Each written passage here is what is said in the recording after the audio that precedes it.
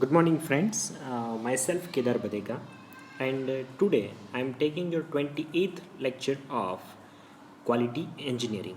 So, this lecture is the replacement lectures of the yesterday's because yesterday you have exam, and due to your exam, mid semester exam, I not uploaded the lectures for your disturbance. So, today I am taking the compensations lectures of yesterday's and today also. So in today's lecture we are as per the previous our records or we are continuing the discussions of the contemporary techniques for the quality improvements in the quality engineering. We are discussing the contemporary techniques, right? In last lectures we discussed about the one of the technique which is about the world class manufacturing. So in today's lecture we will start the discussions over the another new techniques of our today's lecture, which is about the total productive maintenance. So let's start the discussions over the TPM, the total productive maintenance, which is also known as a TPM. So let's start the discussions of the total productive maintenance. So some of the goals of the TPMs, first, which is increase the production while at the same time increasing the employees morals and the job satisfactions. So the basically objectives of the total productive maintenance is that which is about increasing the production. First of all, the basic objective which is increasing the productions. First of all, we have to increase the productions, right? At the same time we have to increase our employees moral. अपने जो भी अपने यहाँ पे जो भी बंदे काम कर रहे हैं, जो भी एम्प्लॉयज़ काम कर रहे हैं, उनका मोरल जो है वो हमें कहीं ना कहीं जो है वो इंक्रीज़ करना है और उनका जो है वो जॉब सेटिस्फेक्शंस अपनी जॉब के बारे में इंक्रीज़ होना चाहिए, right?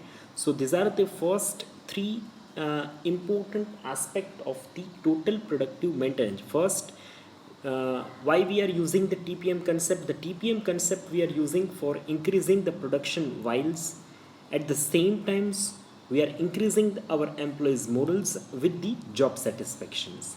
So the second, which is hold the emergency and unschedule the maintenance to a minimum.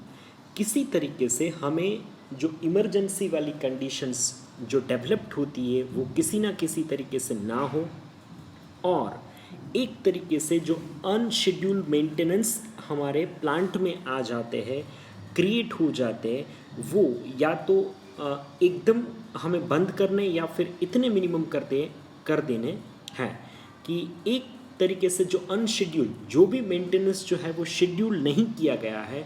क्योंकि आप देख लीजिए, जब भी आपके प्लांट के अंदर किसी भी तरीके का अनशेड्यूल मेंटेनेंस जो है वो क्रिएट होता है तो उसके वजह से जो है वो पूरा आपका प्रोडक्शन साइकिल जो है वो स्टॉप हो जाता है. आपका प्रोडक्शन साइकिल स्टॉप हो जाएगा तो प्रोडक्शन वॉल्यूम जो है वो आपका कम हो जाएगा. प्रोडक्शन वॉल्यूम कम हो जाएगा तो आपका प्रॉफिट मार्जिन कम हो जाएगा. आपका दो तरीके से वेस्टेज जो है वो इंक्रीज़ हो रहा है. एक यानी प्रोडक्ट आपकी प्रोडक्टिविटी जो है वो डिक्रीज़ हो रही है, साथ में आपके जो टाइम जो है वो वेस्ट हो रहा है. टाइम के साथ वेस्ट हो रहा है आपका एम्प्लॉयज़, राइट? आपकी एम्प्लॉयज़ की जो इफ़िशेंसी जो है वो आपको जितनी इफ़िशेंसी से उसके पास जो है वो आप काम निकलवाने की कोशिश करते हैं, वो आप उतनी इफ़िशेंसी से आप उसके पास से काम नहीं निकलवा सकते.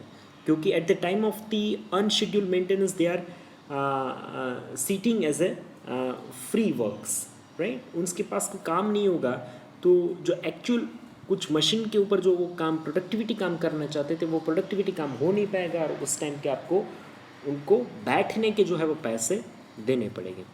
तो कहीं ना कहीं तो टोटल प्रोडक्टिव जो मेंटेनेंस है उसका एक तरीके से ऑब्जेक्टिव वही है कि आपको उस अनशेड्यूल मेंटेनेंस को कैसे भी करके जो है वो एक मिनिमम कैटेगरीज के अंदर ला के आना है. The maintenance is no longer regarded as a non-profit activities.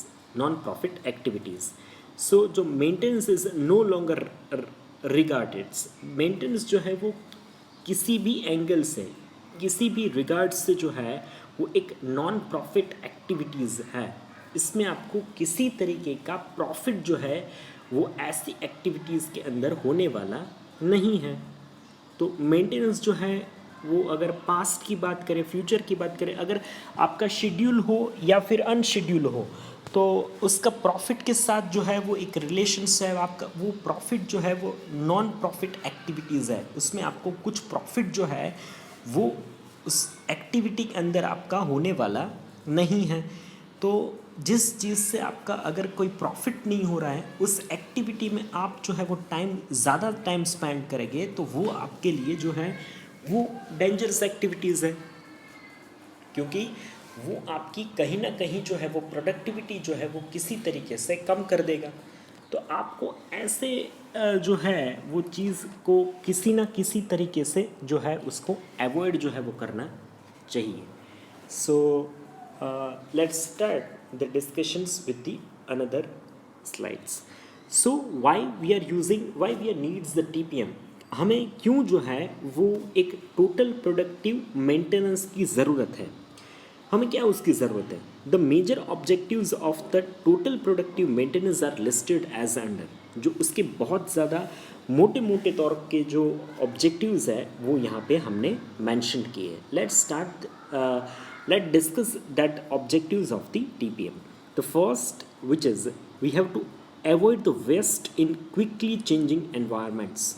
हमें किसी ना किसी तरीके से जो वेस्ट क्रिएट हो रहा है वो वेस्ट को जो है एनवायरनमेंट से जो है जो बदलते एनवायरनमेंट से जो वेस्ट क्रिएट हो रहा है वो वेस्ट हमें किसी न किसी तरीके से हमें अवॉइड करना है। Second, we have to reduce the cost of manufacturing, right.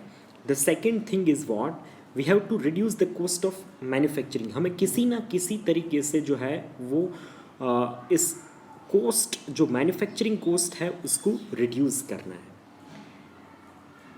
Third, we have to produce a low batch quantity at the earliest possible time. हमें किसी ना किसी तरीके से ऐसी लो बैच जो क्वांटिटीज़ होती है उसमें प्रोडक्शन करके हमें उसको जितना हो सके उतना जल्दी जो है वो प्रोड्यूस करना है। And last, which is the goods which is sends to the customer is must be the non defectives। हम जो भी प्रोडक्ट या गुड्स जो है वो कस्टमर को सेंड कर रहे हैं, उसको भेज रहे हैं, वो आपने जो है वो चेक किया होना चाहिए, वो कहीं से भी जो है वो नॉन डिफेक्टिव्स होना चाहिए, उसके अंदर जो है वो किसी भी तरीके की डिफेक्ट नहीं होनी चाहिए। अगर हम लोग जो है वो अगर टीपीएम यूज़ करेंगे तो ये चीज़ होने की चांसेस जो है वो कम हो जाती है, और हम लोग एक नॉन डिफेक्टिव प्रोडक्ट, राइट, किसी भी तरीके से एक छोटा सा भी डिफेक्ट नहीं होगा, ऐसी प्रोडक्ट जो है वो कस्टमर को हम लोग जितना जल्दी हो सकते हैं उतना जल्दी है उस ऐसी प्रोडक्ट को जो है वो कस्टमर को डिलीवर कर सकते हैं।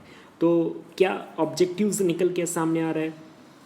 पहला ऑब्जेक्टिव यह था कि हम लोग किसी तरीके से ये इसका बेसिक ऑब्जेक्टिव है कि हमें जो एक बदलते एनवायरनमेंट्स के अंदर जो वेस्टेज क्रिएट हो रहा है उस वेस्टेज को जितना हो सके उतना जल्दी जो है वो हमें उसको रोकना है। उसको रोकने में ये हमें मदद करेगा।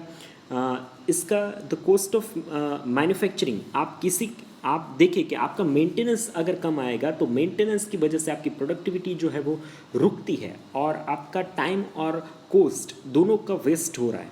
तो अगर आप टीपीएम यूज़ करोगे तो आपका मेंटेनेंस कम आएगा, और मेंटेनेंस कम आएगा तो आपका जो कॉस्ट ऑफ जो प्रोडक्ट है वो एक तरीके से रिड्यूस हो जाएगा, और वो रिड्यूस होगा तो आपकी इफ़िशेंसी बढ़ेगी और आपको ज़्यादा प्रॉफिट जो है वो गेन करने के चांसेस क्रिएट होते हैं।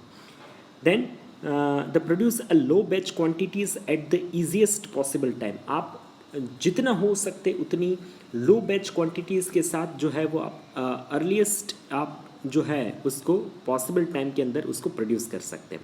The goods which is sense to the customer is must be the non defectives. हम अगर ये टेक्निक को यूज़ करके अगर कोई प्रोडक्ट बनाता है तो हम जो भी प्रोडक्ट या सर्विस जो है वो कस्टमर को भेजेंगे वो सारी सर्विस जो है वो पॉसिबल हो सकती है कि वो नॉन डिफेक्टिव ही प्रोडक्ट हम उनको भेजेंगे। तो डिफेक्टिव प्रोडक्ट भेजने के चांसेस वहाँ पे नहीं होते हैं। So the total productive maintenance are have a different types. The first which is a break down maintenance. पहला जो उसका मेंटेनेंस का टाइप्स है वो है break down maintenance. Second which is the preventive maintenance. अब प्रिवेंटिव मेंटेनेंस के अंदर जो है वो दो अलग अलग कैटेगरीज है। प्रिवेंटिव मेंटेनेंस के जो है वो और दो जो है वो पार्ट्स है, which is the first which is a periodic maintenance and second which is the predictive maintenance. जो पीरियोडिक यानी जो कुछ तय सीमा के ऊपर जो मेंटेनेंस होते हैं वो, और दूसरा होता है अपना प्रिडिक्टिव, यानी आप निश्चित किए हुए समय के ऊपर प्रिडिक्शन के साथ आप मेंटेनेंस कर लेते हैं, that is counted as a preventive maintenance. The third category is of the maintenance which is the corrective maintenance, right? The third category of maintenance which is the corrective maintenance. The fourth category of the maintenance which is the maintenance of the preventions, right? The fourth category of maintenance which is the maintenance of the preventions. Preventions maintenance जो है उस इस categories में गिना जाता है. The total productivity maintenance which is counted as a TPM has a target on the first which is the productions, right? दो TPM जो है वो किन चीज़ों के ऊपर जो है वो एक तरीके से टारगेट करता है. So the TPM is actually target on such a things, the first things which is the productions. The things in the productions there we are obtaining a minimum 80% of the overall production efficiency. हमें किसी न किसी तरीके से minimum 80% से जो है वो ओवरऑल एक प्रोडक्शन इफिशिएंसी जो है वो हम इसकी वजह से गेन कर पाते हैं. Second thing which is we have to obtain a minimum 90% of the overall equipment effectiveness. हम अगर टीपीएम से प्रोडक्शन की बात करें तो प्रोडक्शन के ये टीपीएम को यूज़ करते हुए जो है वो हम मिनिमम से मिनिमम 90% से ज़्यादा या फिर 90% तक एक ओवरऑल इक्विपमेंट का इफेक्टिवनेस जो रहता है उसको यूज़ कर पाते हैं. And third which is the run the machines during the lunch time. हम इस प्रोडक्शंस की मदद से ऐसे चीज़ को यूज़ करते हुए, ऐसे कंसेप्ट को यूज़ करते हुए हम इस मशीन को जो है वो लंच टाइम के अंदर भी हम यूज़ कर सकते हैं. The third thing which is about the quality. So the quality the operator in the manners operate in the manners so that there are a no customer complaint. हम इस तरीके से हम इस मैनरिज्म के अंदर जो है वो काम करने की कोशिश करेंगे कि जैसे there is a no customer complaint. हमें किसी ना किसी तरीके से कस्टमर से कोई भी कंप्लेंट आनी नहीं चाहिए प्रोडक्ट की क्वालिटी के बारे में. हम ऐसे मैनर से जो है वो काम करने की कोशिश करेंगे ताकि आप एक बेटर प्रोडक्ट को जो है वो प्रोड्यूस कर पाए. Second things which is about the cost. So regarding the cost, with using the TPM we are also targeting on the cost. We have to reduce the manufacturing cost by the percent. हम किसी Saint यानी दी एक जो है वो dollar का 10% रहता है which is non as a Saint.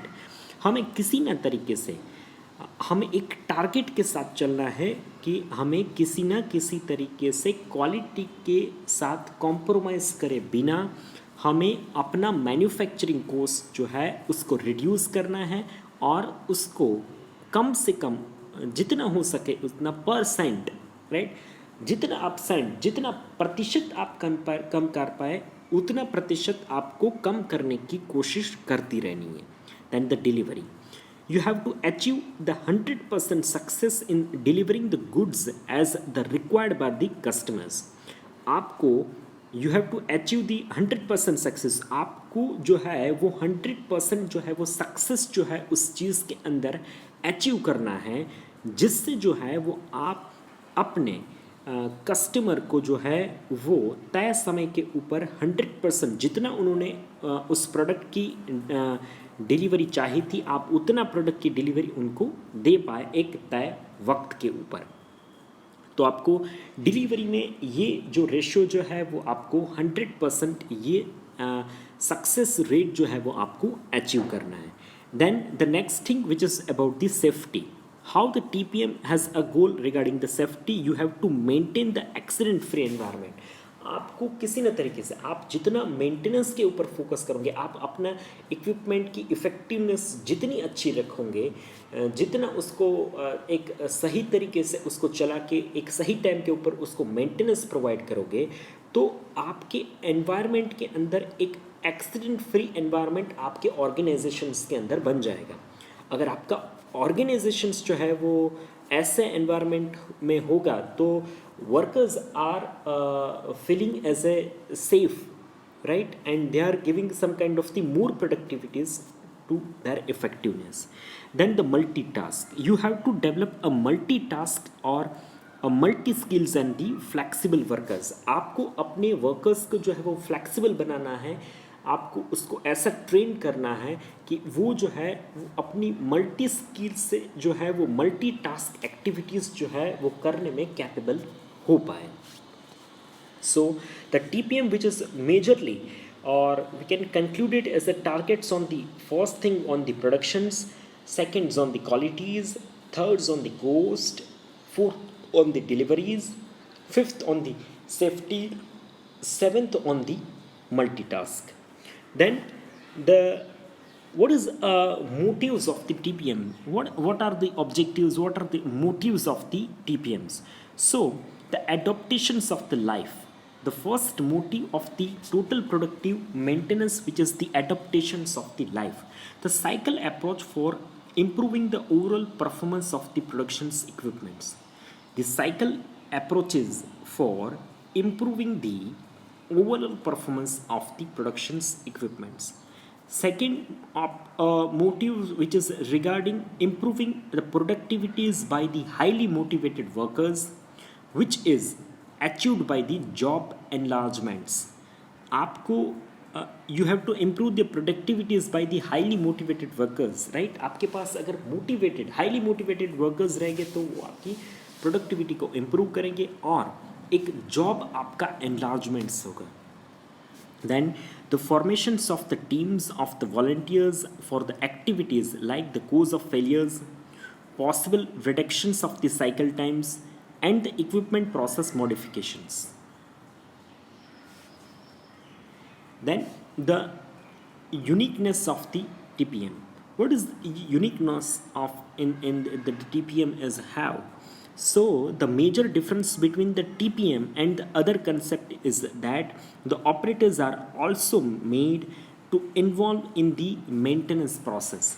Right, तो टीपीएम के अंदर एक यूनिक जो कंसेप्ट बाहर निकल के आता है, जो उसका एक प्रोसेस का खुद का जो एक यूएसपी निकल के बाहर आता है, वो ये है कि यहाँ पे बाकी अगर कंसेप्ट की बाकी सारे मेंटेनेंस के कंसेप्ट की अगर तुलना करें तो इस कंसेप्ट में ऐसा एक यूनिक फैक्टर वो है कि आपका जो वर्कर है, आपका जो ऑपरेटर है, वो खुद मेंटेनेंस प्रोसेस के अंदर जो है वो इन्वॉल्व होता है. तो धीरे धीरे क्या होता है कि उनको जो है वो अपने जिस भी इक्विपमेंट्स के ऊपर वो काम कर रहा है उस इक्विपमेंट के ऊपर जो है उसका एक तरीके से उसके बेसिक जो है वो ऑपरेटिंग थिंग्स के बारे में उसको पता चल जाएगा कि क्या चीज़ से क्या हो रहा है, राइट. एक छोटा मोटा प्रॉब्लम्स जो है वो खुद जो है वो सॉल्व करने के अंदर जो है वो थोड़ा वो कैपेबल हो जाएगा. तो ये एक टीपीएम के अंदर जो है वो यूनिक कंसेप्ट जो है वो बाकी सारे कंसेप्ट की वजह से अलग है, वो एक इसका यूनिकनेस है और ये इसको बाहर निकल के यहाँ से आता है. So next thing which is about the some kind of the benefits of the direct benefits of the TPM और some kind of the indirect benefits of the TPM process. तो first we talking about the direct benefits of the TPM. So with using the TPMs, we are increasing the productivities and the overall plant efficiency by the 1.5 to the 2 times. So इससे जो है वो एक तरीके से हमारी प्रोडक्टिविटीज़ जो है वो इंक्रीज़ होती है और the overall plant efficiency by the 1.5 to 2 times. Productivity कैसे इंक्रीज़ होगी? तो आपकी प्लांट की इफ़िशियंसी, अगर हम लोग TPM यूज़ करेंगे तो आपको डायरेक्ट बेनिफिट में ये चीज़ देखने को मिलेगी. आपकी प्रोडक्ट आपका जो आपका जो प्लांट है उसकी इफ़िशियंसी 1.5 से लेके 2% तक जो है उसकी इफ़िशियंसी, प्लांट की इफ़िशियंसी बढ़ जाएगी. अगर प्लांट की इफ़िशियंसी बढ़ रही है आपकी तो वो जो डायरेक्टली रिफ्लेक्ट करेगा कि आपकी प्रोडक्टिविटी जो है वो बढ़ जाएगी. Next which is rectify the customer complaints. आप जो है वो कस्टमर की कंप्लेंट को एक बहुत आसान तरीके से उसको रेक्टिफाई रिकॉग्नाइज करके उसको सॉल्व कर सकते हैं, और एक तरीके से कस्टमर की कंप्लेंट जो है वो रेक्टिफाई होकर एक तरीके से कम ही हो जाएगी। Third which is the reducing the manufacturing cost by the persons, right. एक तरीके से आप ये मेंटेनेंस प्रोसेस को यूज़ करते हुए, इस टीपीएम कंसेप्ट को यूज़ करते हुए जो है वो आप कहीं ना कहीं जो है वो आप अपना मैन्युफैक्चरिंग कॉस्ट जो है वो छोटे छोटे परसेंटेज के अंदर रिड्यूस कर सकते हैं। Then you can satisfy the customers need by the 100%। आप जो है वो कस्टमर की जो नीड्स रहती है, राइट, उसको सेटिस्फाई कर सकते हैं 100% के साथ। आप जो है वो you can satisfy the customers needs bye the 100%। Customer की जो भी नीड्स है, वांट्स है, आप उसको 100% सेटिस्फाई कर सकते हैं। You can reduce the accidents, right. आप कहीं ना कहीं जो है वो आप एक्सीडेंट जो है वो प्रोसेस आपकी आपके प्लांट के अंदर रिड्यूस हो जाएगी, क्योंकि आपका प्लांट जो है वो डेली ऐसे मेंटेनेंस साइकिल से जो गुजरता है, तो फिर जो इक्विपमेंट के फेलियर की वजह से जो एक्सीडेंट होने के चांसेस है वो चांसेस आपके ऑर्गेनाइजेशंस में कम हो जाएंगे। You can comply with all the relevant governmental regulations. आप सारे जो गवर्नमेंट के रेगुलेशंस हैं उसको एक कंप्लाई करके उसको फॉलो करके आप यहाँ पे काम कर सकते हो, इसका आपको बेनिफिट्स मिलेगा। तो ये जो थे इसके डायरेक्ट बेनिफिट्स थे। अब इसके हम जो है कुछ इनडायरेक्ट जो हमें बेनिफिट्स हो सकते हैं ऐसे कंसेप्ट यूज़ करने से जो है वो हम लोग डिस्कस कर लेते हैं। तो first indirect benefit which is about the higher confidence levels among the worker. आपके वर्कर के अंदर जो है एक जो भी आपका एक वर्कर का पूरा ग्रुप है उस सारे ग्रुप के अंदर एक हायर कॉन्फिडेंस लेवल जो है वो इंक्रीज हो जाता है। आपको देखने को मिलता है, ऑब्जर्व करने को मिलता है कि आपका वर्कर के जो कॉन्फिडेंस लेवल है वो काफ़ी इंक्रीज हो जाता है। Second thing which is about keep the work place clean, neat and attractive. आप ये चीज़ सोच सकते हैं कि आप अपना वर्क प्लेस जो है वो क्लीन रखिए।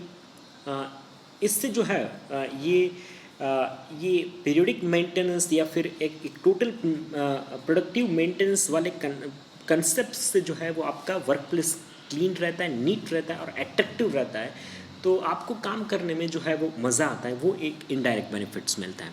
Then a favourable changes in the attitudes of the operators. आप इस सारे कंसेप्ट को ऐसे कंसेप्ट को इन्वॉल्व करते जो है वो आपकी जो ऑपरेटर्स रहते हैं उसका एक जो है वो आपको एक फेवरेबल जो है वो चेंजेस उनमें देखने को मिलता है। Then you can achieve the goals by the working as a team. आप जो है एक टीम की भावना से जो है ऐसे गोल जो है आप अचीव करने की कोशिश करते हैं, तो फिर आप उस गोल को डेफिनेटली अचीव कर पाते हैं।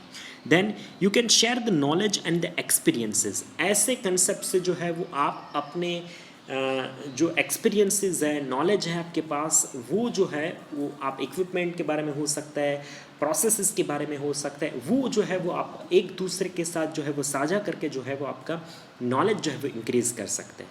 Then the worker is get a feelings of the owning the machines. अब यहाँ पे ऐसे कंसेप्ट के थ्रू जो काम करने में सबसे बड़ा जो है वो फ़ायदा क्या होता है, तो एक जो वर्कर रहता है उसको ऐसी फीलिंग आता है कि वो जो है वो इस मशीन का जो है वो मालिक है, राइट। वो अपनी मशीन के ऊपर जैसे काम कर रहा है, उसको अपनी चीज़ के बारे में सब कुछ पता है। ऐसे एक फीलिंग के साथ वो काम करेगा, तो ऐसा एक इनडायरेक्ट एटमॉस्फेयर जो है वो एक वर्कर और उस इक्विपमेंट और उस प्रोडक्ट के साथ जो है वो क्रिएट हो जाता है। वो यहाँ पे इनडायरेक्टली ये चीज़ आपको बेनिफिट करके देता है। सो आज के लेक्चर्स के अंदर हमने इस टीपीएम के बारे में जो है वो एक बेसिक अंडरस्टैंडिंग डेवलप करने की कोशिश की है। बेसिकली ये चीज़ है क्या, क्या बेनिफिट्स हो सकते हैं, उसके बारे में हमने पढ़ने की कोशिश की है। नेक्स्ट इसके सीरीज़ ऑफ लेक्चर्स के अंदर इस जो है इस कन्वर्सेशंस को हम आगे बढ़ाने की कोशिश करेंगे। फिर भी आपको कोई डाउट्स है, कोई क्वेश्चंस है, तो आप अपने कमेंट सेक्शंस के अंदर मुझे पूछ सकते हैं। आपको ये वीडियो लेक्चर देखने के बाद आपको अपना एनरोलमेंट नंबर जो है वो कमेंट सेक्शंस के अंदर लिखना है, which is counted as your online attendance. So this is all about the today's lecture. Thank you so much for watching this video lectures.